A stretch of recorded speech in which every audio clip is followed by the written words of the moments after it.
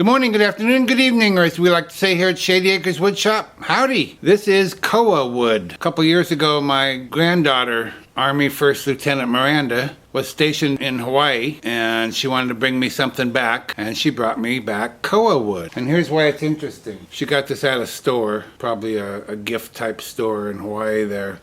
It talks about koa wood, and it says koa wood in ancient Hawaii was harvested exclusively for the elite class or royalty. Koa is endemic to Hawaii. It is not found anywhere else in the world, and they no longer commercially harvest koa wood. So what there is out there, and that's it. But she brought me several pieces. Look at that. That's an end grain piece. It's just beautiful. And I thought I might use these for lids for some of my turnings.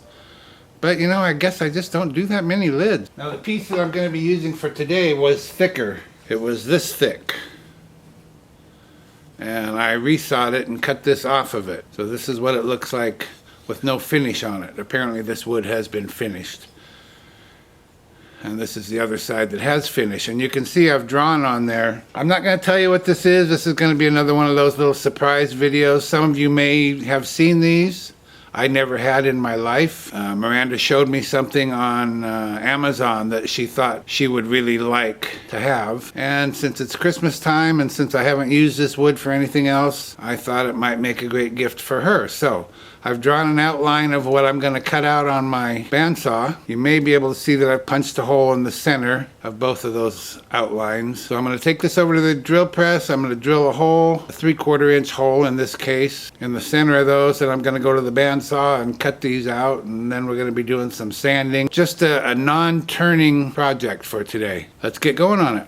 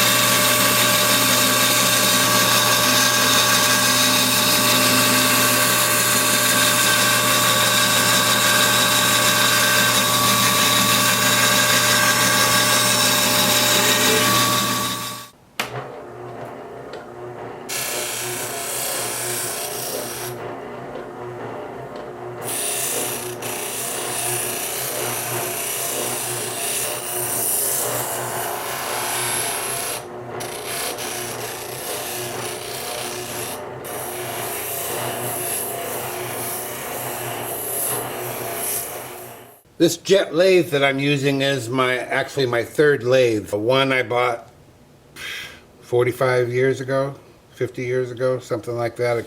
A Craftsman lathe. And I used it a little bit as a lathe, turned a couple of things, a couple of spindle turnings, maybe a little bowl. And then I mounted a drill chuck on it. And this is the way it was used for the next 20 years. With a sandal flex in it, or maybe a wire wheel in it, buffing wheels. That's the way I used the lathe. I didn't really use it as a lathe anymore after the first couple of months of owning it. Then I bought a Delta lathe and I turned a few things on it, and then it ended up like this and spent its next 20 years like this. I just wasn't a turner. I just was not a wood turner at all. Now I'm a wood turner, but I wanted to show you that a sandal flex is super valuable in this position if you do small things like what I'm making here. or any other small things, or even a bowl. You can put a buffing wheel on here and buff a bowl if that's your thing. It's not my thing, but it might be yours. And this is a good way to use your lathe when you're not turning. Wire wheels, I'm telling you. I cleaned up a lot of old tools with wire wheels. But today we're using the Sandiflex, and I'm going to sand this. This is 180 grit, and then I'll go to 240 and then 320, and I'll stop there. But I just want to smooth out all the rough edges. Not that they're all that rough, but they're kind of sharp. I think this is actually, I was going to put this on my router table and route these edges, but I'll bet you this does the trick. We'll find out. Let me get a mask on and I'll show you how it works. The lathe will be turning at about 1100 RPM.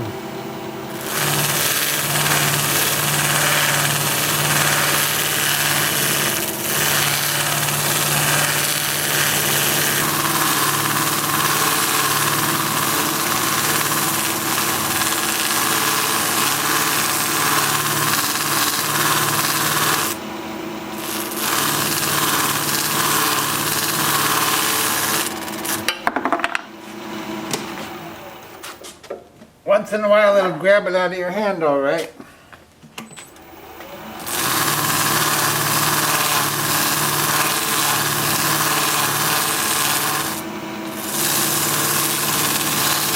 I think it'll even get the edges of this hole.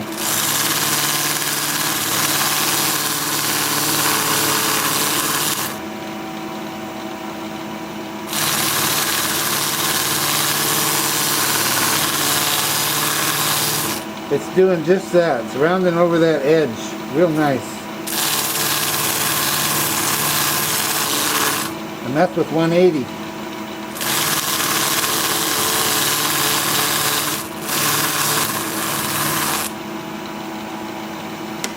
See, that already feels just real nice. It's going to be amazing at 320. So that's what I'll be doing for a bit, and then I'll bring you back and we'll put some finish on here. Not sure what we're going with yet. You don't know what it is? Or you do know what it is. Oh, you're one of those people. You looked ahead, didn't you? No looking ahead. It's a secret. I'll be right back. I decided to go with Howard Feed and Wax. I think this will just give it the smoothest finish, although it's so smooth already. But it'll feel even nicer. And you don't have to do anything special to this as far as buffing or anything. Well, yeah, you do have to buff it, but as far as smoothing, this will be ready to go. Just let it set up for about 20 minutes. Then I'll just buff it up with a clean cloth and let it dry, and it'll be ready to go. And I think Miranda's gonna like these. Sure does bring out the beauty of the wood, huh? Koa wood. So I'll get these finished up, buffed up, and I'll show you what they're used for, if you haven't peeked yet, in just a few minutes. Miranda's an avid reader. She has been her whole life, and she doesn't read electronic books. She likes paper books, books from trees, real books. She likes the feel of a book. She likes to turn the page, and that's what these are used for. Have you figured it out yet? Let me show you how it works. So the part below the hole is intentionally shaped that way. The top part doesn't matter so much. The size of the hole does matter, but the bottom of this piece is shaped that way intentionally. And this is how you use it. Put your thumb in the hole, holds the book for you so you can drink your coffee or your wine or whatever it is while you're reading. Frees up one hand, and it fits really well with that curvature. And you can use this on a paperback book or a hardback like this one. This book, by the way, is, I just noticed, is from 1903, copyright 1903. Practical uses of the steel square. And it's a pretty thick book. Who knew there were that many uses for a steel square? Anyway, that's what it's used for. And I think these are just beautiful. I hope you think they're beautiful. And easy to make. Great gifts. You can make them any shape you want as long as that bottom is shaped like that. This is about, I didn't even measure it. I think it's a little over 3 inches long. 3 3/8 inch long. It's about 1.5 inches Yeah, 1.5 inches tall. In this case, I drilled a 3/4 inch hole. I measured my thumb.